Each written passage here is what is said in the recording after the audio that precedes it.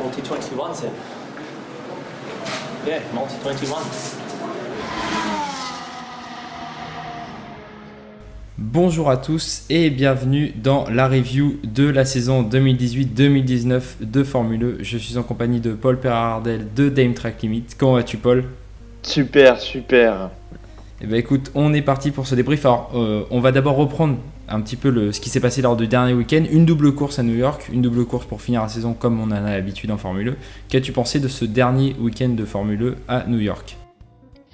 C'était génial, franchement, ça a été deux courses de folie, c'est peut-être un peu excessif, mais ça a été deux super courses. On a eu du suspense jusqu'au bout. Trois pilotes qui étaient titrables au début de la dernière course. Voilà, c'est ce qu'on aime, c'est ce qu'on a envie de voir dans le sport automobile, et on en a eu pour notre argent pour le coup. Effectivement, et d'ailleurs c'est un week-end que Jeremy Clarkson, la légende, a pris en exemple en disant que c'était à ça que devait ressembler la Formule 1, à ces week-ends de course de Formule E où on a énormément de suspense. Et c'est vrai qu'on a eu pas mal de bagarres. Alors on a eu des bagarres entre des pilotes qu'on avait attendus à mi-saison, des pilotes par exemple comme Jean-Éric Vergne, comme Lucas Di Grassi, mais aussi des pilotes et des écuries qui sont revenus un peu nulle part, comme Nissan Idams et Sébastien Buemi, qui ont fini par remporter leur première course de la saison lors du dernier week-end. Alors ouais, la première course a été assez dingue, surtout le commentaire à la radio de Jean-Éric qui demande à Lotterer, son coéquipier, de se foutre dans le mur pour faire sortir la voiture de sécurité et qu'il puisse remonter. J'ai adoré le buzz autour de ça parce qu'on sait que le gars ne le pense pas vraiment, il est sous la pression, il craque, il voit le titre qui commence à lui échapper alors qu'il l'a tenu plus ou moins tout du long. Forcément, le gars pète un câble et dit ça à la radio. On se doutait qu'il ne le pensait pas vraiment et que de toute façon, jamais l'équipe aurait accepté de le faire. À part, toutes les radios maintenant sont écoutées, donc c'est impossible sur un commentaire aussi clair que le sien que l'équipe dise oui, t'inquiète pas, on va mettre Lotterer dans le mur au prochain virage. Voilà, j'ai adoré ça. Et puis ensuite, ouais, cette deuxième course où à la fin en plus, Di Grassi et Mitch Evans se foutent dans le mur. Tous les deux et se regardent pantois d'un air de dire qu'est-ce qui s'est passé, on a merdé, c'est fini. Voilà, c'était vraiment deux courses géniales et vraiment super intéressantes à regarder. Comme tu le dis, un week-end à recommander à tous les passionnés. Alors ce week-end a titré Jean-Éric Vergne, qui devient le premier pilote de l'histoire de la discipline à gagner un deuxième titre. Et en plus il le fait à la suite, 2017-2018 et 2018-2019. C'est aussi le deuxième titre par équipe de ST Cheetah. On a l'impression que c'est eux les grands dominateurs de la discipline, alors qu'on avait un peu de doute en début d'année. Ils changeaient de motoriste, on voyait toujours le groupe Renault, Nissan et Audi être des grosses machines. Et finalement, cette petite écurie, entre guillemets, résiste bien aux grands groupes européens. Effectivement, on dit souvent qu'il faut de la constance pour être champion. Pour le coup, c'est pas vrai. C'est pas vrai en Formule I. Si on prend les points, on voit qu'Audi, qui finit deuxième, a scoré à toutes les courses sauf celle de Monaco. Alors qu'à l'inverse, Techeetah a fait 3 bilans vierges quand même, à savoir le Chili, le Maroc et la première course aux États-Unis. Et malgré tout, ils finissent champions. Donc c'est très bien. Il fallait qu'ils en profitent parce que je pense que c'était vraiment leur année. L'année prochaine, on a vraiment les gros poissons qui arrivent. On en parlera un peu plus tard dans la vidéo. Mais voilà, pour moi, c'était maintenant ou jamais. Alors justement, sur cette saison 2018-2019, quels sont tes tops, quels sont les pilotes et les écuries qui t'ont franchement tapé dans l'œil ? J'imagine Jean-Éric Vergne, bien évidemment, mais il y en a d'autres. On va varier un peu les plaisirs. Déjà, mon premier top, c'est Monsieur Agag, l'organisateur, le grand chef de la Formule I. Chapeau à lui, il a vraiment réussi à monter un super championnat. Ça a trouvé sa place. Il y a des spectateurs, il y a du public. Voilà, ça marche. Il a 5 ou 6 constructeurs cette année, 2 de plus l'année prochaine. Voilà, pour moi, au top. C'est mon premier top, c'est lui, c'est un peu lui le champion de l'exercice. Je sais pas ce que t'en penses toi. Ouais, c'est vrai que lorsqu'il était arrivé en 2014 avec sa formule, on avait eu un peu peur, et d'ailleurs ça a été révélé plus tard que la Formule 1 avait failli disparaître après une course parce que tout le budget avait été mis dans un peu l'avant préparation et les retombées n'étaient pas sûres. Et finalement, on voit qu'il a réussi son pari, qu'il a même réussi à contrer ses détracteurs qui disaient que, étant donné qu'on changeait de voiture à mi-course, c'était pas très très sérieux. Maintenant, on change plus de voiture. Les voitures ont un design incroyable. Chaque écurie ou presque fait son propre groupe propulseur et pourtant on a un combat très très serré entre les différentes écuries. Cette année on a eu 8 écuries vainqueurs sur les 11 possibles, sachant que sur les 3 qui n'ont pas gagné, il y en a une, on en parlera plus tard, mais qui va être assistée par Mercedes l'an prochain. Donc voilà, ça fera une autre structure, une autre grosse structure de plus. Donc il a totalement réussi son pari, il attire aussi bien des gros groupes tels que Audi ou PSA, comme des écuries un peu plus spécifiques à la Mahindra, à la Venturi, et des groupes, comme Jaguar, ou voilà, des marques un peu plus confidentielles comme NIO. Donc c'est formidable, il y a de tous les milieux, il y a de tous les types d'écuries sur tous les continents. Pour moi, c'est son succès, c'est la variété des courses, la variété des champions, c'est incroyable. Je suis bien d'accord. Ça me permet d'ailleurs d'enchaîner, effectivement, tu l'as dit, sur mon deuxième top. C'est les voitures. Comme tu l'as dit, effectivement, au début, on pouvait être un peu sceptique, changer de voiture à mi-course.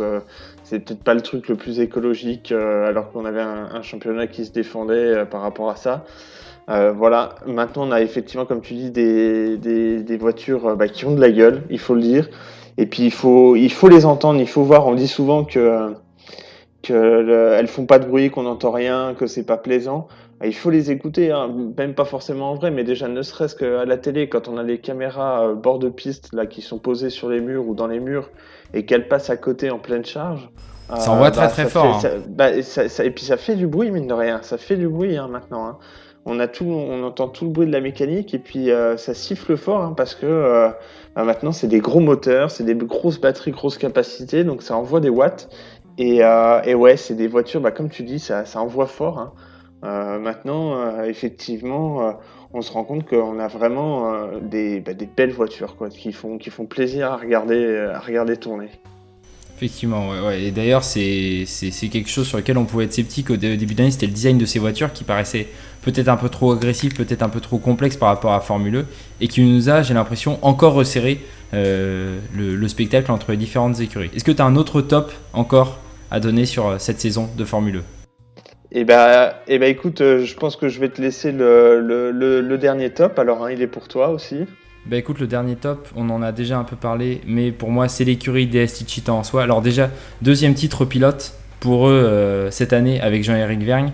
Le premier titre constructeur de leur histoire, cette année associé à DS. L'année dernière déjà ils étaient pas loin, et c'est une écurie qui a vraiment pas paniqué. Tu l'as dit, ils ont vécu 3 courses vraiment cauchemardesques avec les 2 voitures hors des points, mais ils ont vécu aussi 2 autres courses difficiles, on s'en rappelle pas forcément, mais au Mexique ils ont eu un Jean-Éric Vergne qui était loin, et à Rome c'était la même chose. On a vu même à Berne un André Lotterer qui paraissait totalement hors de performance, et c'est une écurie qui est toujours allée de l'avant, qui a continué à nous démontrer son professionnalisme. Quand ils étaient arrivés pour leur première course à Hong Kong il y a 3 ans, on se demandait ce qu'était cette écurie qui sortait un peu de nulle part, qui n'était pas vraiment associée à un constructeur, qui prenait des moteurs clients. On se demandait vraiment où est-ce qu'ils pouvaient aller avec ça et où est-ce qu'allait Jean-Éric Vergne dans ce projet. Et on s'est rendu compte que tout était hyper structuré, qu'ils ont vraiment très très bien choisi leur coup. L'association avec DS cette année leur a permis de remporter leur premier titre constructeur, donc vraiment chapeau à eux. C'est une superbe histoire qui s'écrit au milieu des mastodontes, et j'espère pour eux que ça va continuer l'an prochain. Je sais pas quels sont tes flops toi cette saison. Moi j'en vois un personnellement, mais je te laisse commencer. Quels sont tes flops de la saison ? Alors mon premier flop, ça va plutôt être les circuits. Ça vient contrebalancer en fait un peu ces nouvelles voitures qu'on a qui sont vraiment performantes, et où je trouve que maintenant les circuits, alors pas le fait d'être en ville, hein, vraiment juste les circuits en soi, sont designés encore un peu pour les voitures de la première génération, qui étaient beaucoup plus lentes partout, dans les lignes droites, dans les virages partout. Là on a vraiment des voitures maintenant, des vraies voitures de course qui pulsent. Et je trouve que les circuits sont un peu petits, c'est un peu serré. Je pense notamment à Suite Paris, hein, qui est vraiment, je trouve, minuscule par rapport aux voitures. C'est plus du tout adapté. Alors, est-ce qu'il faut gicler Paris ? Pas forcément. Hein. Le cadre est magnifique. Hein. Les Invalides, j'étais pour la première saison, c'était vraiment un cadre magnifique. Mais il faut revoir la taille des circuits pour moi, avoir des plus longues lignes droites, un peu plus de place. Je trouve qu'en termes de sécurité, il y a des moments où t'as un virage à 90. un gros freinage où il passe de plus de 200 à moins de 100 et il y a zéro dégagement, c'est direct le mur. Je trouve qu'en termes de sécurité, on est quand même un petit peu limite par rapport aux voitures. Alors même s'il y a un boulot phénoménal qui a été fait, elles ont le halo en plus maintenant, mais je trouve qu'on est un peu limite de temps en temps. Effectivement, ouais. Et d'ailleurs, il y a un indice qui va dans ton sens, c'est que l'an prochain, Londres revient au calendrier, mais avec un circuit beaucoup plus large et beaucoup mieux adapté à ces nouvelles voitures par rapport au premier circuit qu'on avait eu, qui était déjà assez petit pour la première génération de voitures et qui Ouais. avait été complètement enlevé pour la deuxième génération. Donc peut-être qu'effectivement, le circuit à Paris ou celui en Arabie Saoudite, qui par moment était très peu large aussi dans les passages Mm. dans la vieille ville, pourrait être amené à être modifié pour ces nouvelles voitures, effectivement. Je sais pas si tu as un deuxième flop à donner sur cette saison. Un deuxième flop, toujours un peu sur les circuits, mais alors plutôt pour le coup, alors je veux pas tirer ce coup-ci sur les ambulances que sont Nio, Dragon Racing, tout ça. Non, je vais plutôt parler là encore du choix des circuits et plus du choix des pays. Pour le coup, je pense que ça ferait pas de mal que Agag choisisse un peu, mette une pincette de politique, ce que ne fait pas la Formule 1, hein, qui mange à tous les râteliers, pour être poli. Et je trouve qu'effectivement, bah, notamment l'Arabie Saoudite, pour moi, c'est un pays. Voilà, ça me chagrine un peu de faire de la publicité pour un pays où les droits de l'homme sont un peu bafoués dans tous les sens, et de l'homme et de la femme d'ailleurs, hein, faudrait dire, puisque tous, on en rend tous pour leur grade d'une façon ou d'une autre. Voilà, je pense que la position de la Formule I maintenant, qui est quand même convenablement installée, je pense que ça roule en termes marketing, revenus, tout ça, c'est bon. Agag pourrait se permettre de dire là, non, stop, on n'est pas d'accord, et comme on n'est pas le grand cirque de la Formule 1, eh ben, on peut se permettre de dire qu'on n'est pas d'accord. Et alors, écoute, je vais complètement donner de l'eau à ton moulin. Et là, je pense que c'est un point très important sur lequel il faut parler, c'est que la Formule E, alors c'est pas forcément pour les mêmes raisons que toi, mais sur le choix des pays, ça me paraît très important. C'est que la Formule E se prévaut depuis le début d'être un championnat écologique, d'être un championnat qui apporte un changement de mentalité. Depuis le début, on est allé dans un certain nombre de pays, très exactement 18. Et sur ces 18 pays, et c'est là où c'est très important, seuls 3 ont une énergie créée dans leur pays qui est renouvelable à plus de 50%. C'est-à-dire, à part l'Uruguay, le Canada et la Suisse, tous les autres pays fonctionnent encore au thermique pour créer leur électricité. Et donc c'est très problématique pour moi qu'on aille dans des pays comme la Russie, comme l'Arabie Saoudite, comme les États-Unis, comme la Malaisie, qui sont des pays comme l'Allemagne, qui fabriquent essentiellement leur électricité au charbon, et qu'on vienne montrer des voitures électriques qui fonctionnent du coup, qui sont rechargées dans ces pays-là avec ces types d'énergie-là, avec du charbon, avec du pétrole, et c'est assez problématique. Donc quand on est allé en Uruguay pour la première saison, qui je crois a plus de 90% d'énergie renouvelable dans le pays, c'était une très bonne chose. Maintenant, ça serait bien d'aller que dans des pays comme ça, d'aller en Norvège, d'aller dans des pays qui font bouger les choses, en Nouvelle-Zélande par exemple, et de vraiment tenter de faire bouger les mentalités plutôt que d'aller en Allemagne, en Chine et en Russie qui sont assez problématiques d'un point de vue énergétique. Donc c'est vrai que tu as totalement raison, le choix des circuits et encore plus en Formule 1 que dans une autre discipline doit être fait en fonction d'autres questions que les questions simplement de chèques sportifs donnés par les différentes villes. Je suis à 1000% avec toi, hein. C'est sûr que en termes écologiques, ça va aussi bien qu'en termes politiques et en termes marketing, du coup, hein. Ce serait un gros coup de dire, voilà, on va que dans des pays où la tendance générale, on parle pas non plus, on va pas les compter au demi-pourcent de quart de Bien production, évidemment, ouais. mais où voilà, effectivement, comme tu dis, l'Uruguay, ce genre de pays, les remettre un peu en avant en disant, voilà, c'est des pays qu'il faut mettre en avant, qu'il faut promouvoir parce que ils ont la bonne idée. Pareil, tu vois, quand tu vois le Chili, qui est un pays que j'adore, hein, c'est mon deuxième pays de cœur personnellement. Mais à un moment, le Chili, c'est l'un des plus gros producteurs de minerais au monde. Pareil, est-ce que en termes de mouvance écologique, c'est quelque chose qui va? On se pose des questions. D'ailleurs, le sponsor principal au Chili est la principale entreprise d'extraction de minerais. Donc, est-ce que c'est quelque chose qui va dans le bon sens? Il faut se poser peut-être un peu des questions. Tout à fait, ouais. Et d'ailleurs le Chili qui est en plus un des moins mauvais élèves énergétiquement parlant, donc s'il y a beaucoup de problématiques, tu fais bien de le citer là-dessus. Voilà, on parle de courses en Australie, on a une course au Corée du Sud qui arrive. Est-ce que c'est dans ces pays-là qu'on veut aller? Est-ce que c'est vraiment dans ce type d'alternative-là qu'on veut aller? Ça sera des questions à se poser pour la suite. Moi, j'avais un troisième flop à donner, et je pense que ça va nous permettre d'ouvrir sur l'an prochain. C'est l'écurie HWA, donc, qui est une écurie très liée au groupe Mercedes, qui en fait est une écurie qui est venue préparer le terrain pour Mercedes. Mais à quel point ont-ils préparé le terrain? Je ne sais pas, puisque c'est une écurie qui a terminé 9e sur 11, alors avec Dragon et Nio derrière qui sont vraiment à un niveau de performance pas très acceptable. C'est une écurie qui a fait un seul podium cette saison, qui a connu beaucoup d'abandons, qui a été très peu performante, même au niveau des pilotes. Stoffel Van Dorn et Gary Paffett. Alors Stoffel Van Dorn, j'en attendais un peu plus. Gary Paffett, ça a toujours été un pilote d'essai toute sa carrière, et un pilote de DTM. Qu'est-ce qu'il fait en monoplace à ce niveau-là? Je ne sais pas. Mais ça a été une saison très compliquée pour les deux. J'ai été très déçu personnellement. Et moi, je me demande ce que ça va donner pour la suite. À quel point ça a servi ce que va faire Mercedes l'an prochain d'avoir cette écurie-là cette année. Bon, je pense que n'importe quel kilomètre est bon à prendre. Ils ont enquillé, ils voient le process, ils voient comment ça roule. Pour moi, voilà, tout kilomètre est bon à prendre. Maintenant, je suis tout à fait d'accord avec toi que il faut vraiment voir ça comme une saison de préparation. Ils ont été un peu nuls partout du long.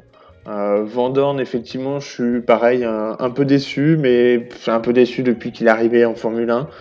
Globalement, je trouve que, je sais pas, peut-être il est surcoté, peut-être on nous a trop mis plein les yeux, et au final, ça reste un pilote de milieu, voire de fond de plateau. Enfin voilà, je sais pas. Gary Paffett, pareil, je vais pas tirer sur l'ambulance, comme tu le dis, ça a jamais été un top pilote, on le sait. Je pense qu'il était plus là pour faire le nom, mais parce que peut-être le feedback était apprécié qu'il apportait aux ingénieurs. Mais voilà. Pour moi, c'était vraiment une saison à voir comme une saison de préparation, et j'ose espérer que Mercedes va mettre les bouchées doubles l'année prochaine, probablement remplacer Gary Paffett. Van Dorn, je pense, va rester encore une saison. Paffett va sans doute sauter. Par contre, pour mettre qui, je saurais pas trop dire, hein, parce que quand on prend le plateau, ça nous fait d'ailleurs la transition sur la saison à venir. Quand on prend le plateau, il n'y a pas grand monde de libre, hein. Chez Techeetah, on a Verne qui va rester, c'est sûr. Pour moi, Lauterer part chez Porsche. On l'a vu là récemment, il a signé. Di Grassi va rester chez Audi. Fringe, ça m'étonnerait qu'il bouge, il est bien installé. Mitch Evans aussi, je pense qu'ils sont installés comme top pilote, donc ils sont tranquilles. Et après, quand on commence à descendre dans le classement, Daniel Abt, il y a quand même son nom sur sur la voiture, donc à un moment, ça m'étonnerait aussi qu'il bouge. Voilà, il y a plus trop de grands noms à aller piocher. À faire revenir Verlaine, je suis pas sûr que ce soit la bonne idée, et puis même, je suis pas sûr que lui sera très chaud de se retrouver à nouveau avec Mercedes. Voilà, je suis un peu sceptique, je sais pas trop quoi attendre. Autant Porsche, je pense, va sans doute un peu bien performer, mais Mercedes, je suis un peu plus sceptique. Après, bon, s'ils nous sortent la grosse artillerie comme en Formule 1, il n'y a pas de doute à avoir qu'ils vont quand même régulièrement bien scorer, ça c'est sûr. Tout à fait. À voir si les calendriers IndyCar et Formule Match, peut-être un Félix Rosenqvist qui pourrait peut-être aller chez Mercedes, mais à part lui, j'ai du mal à voir effectivement quel top pilote. Après, Gary Paffett, faut pas oublier que c'est un excellent pilote de touring qui a remporté le DTM l'an dernier, mais c'est un pilote essayeur, ça a toujours été un pilote essayeur en monoplace, et c'était son rôle cette année dans une écurie qui était une écurie d'essai. Donc est-ce que ça serait légitime de le remettre l'an prochain dans une vraie compétition ? J'en doute un petit peu, surtout qu'il est doué dans autre chose, alors pourquoi perdre du temps dans quelque chose où il est moins fort ? Et puis comme tu dis, c'est un pilote de pas de monoplace, c'est un pilote de voiture plus classique, hein. Et qu'on se le dise, c'est radicalement différent, hein. C'est vraiment radicalement différent. Donc ouais, je sais pas. On parlerait de Mortara aussi peut-être. J'attends de voir. Je suis un peu sceptique. Mortara, s'il se laisserait débaucher comme ça pour aller chez Mercedes, à voir. Effectivement, et ça sera un des feuilletons de cet été et non de cet hiver, puisque les transferts se feront cet été en Formule 1. On verra comment se remplira la grille, et forcément, on fera une vidéo de présentation de la prochaine saison de Formule 1, saison 2019-2020. Mon cher Paul, je te remercie d'avoir fait le bilan de cette saison de Formule 1 2018-2019 avec moi. C'était un plaisir. Comme d'habitude, effectivement, c'est un plaisir. Au plaisir de te retrouver pour la prochaine, pour le lancement de la saison, le bilan des transferts. On va bien s'éclater. Exactement, et c'est un championnat qui grossit d'année en année, et on a déjà hâte d'être en Arabie Saoudite pour le lancement de la saison 2019-2020. Effectivement, et n'oubliez pas, n'hésitez pas à liker la vidéo, abonnez-vous, et vous pouvez bien discuter dans les commentaires, faire vos pronostics. On les reprendra pour la vidéo prochaine. Allez, Effectivement. ciao, ciao. Salut.